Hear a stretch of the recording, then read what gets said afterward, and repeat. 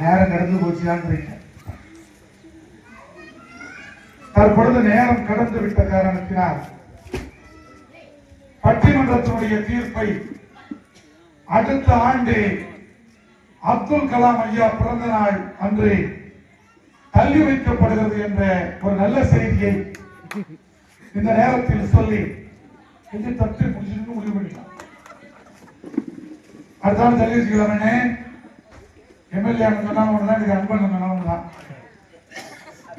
அண்ணன் சொல்லுவார், இதுக்காயா கூட்டம் மோனிஷ் நடிகர் விட்டு கூடாது, நாளைக்கு நான் ஊர்ல இருக்க முடியாது, நல்ல கூட்டத்தை கூட்டு வந்துறேன். கரெக்டா சொன்னீங்க. என்ன இருந்தாலும் அனுபவம் பார்த்தியா, அதான் அனுபவம் பார்த்தியா. தள்ளி போனால் தீர்ப்பு மாறும்.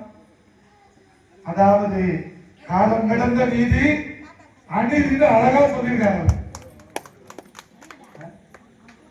ஆமா, மறுக்கப்பட்ட நீதிக்கு சமம்.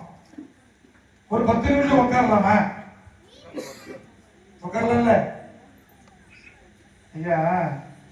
மகிழ்ச்சியான வாழ்க்கை தான் இவங்க சொன்னது மாதிரி மகிழ்ச்சியா இருக்கணுமாம்மா.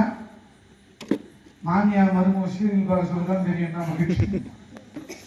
மாமியால போட்டு தந்துற மாதிரி ஒரு சீன், மருமக உத்து பார்க்கும், மருமக போட்டு தர்ற மாதிரி ஒரு சீன், மாமியா உத்து பார்க்க. எதுக்கு? எப்படி போட்டு தரலான்னு கத்துக்கணும். 2 பேரும் சீரியல் பார்க்க மாட்டாங்க, ஒருத்தர் பார்ப்பாங்க.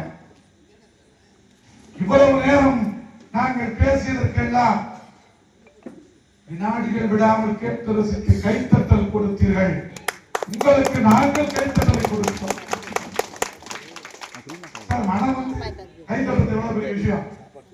யாரெல்லாம் பிறரை பாராட்டி கைத்தட்டுகிறோமோ அவர்களை பாராட்டி கடவுளே கைத்தட்டுவான். பெரியவர்களே,